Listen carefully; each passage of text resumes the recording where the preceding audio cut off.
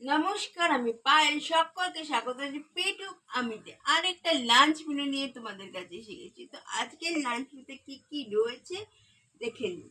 ভাত, ইউজুয়াল ভাত, সাথে রয়েছে উচ্ছে ভাজা, মুসুরির ডাল অনেক দিন পরে, মিষ্টি আলু ভাজা রয়েছে, সাথে বোয়াল মাছ আর মাছের ডিমের ঝোল।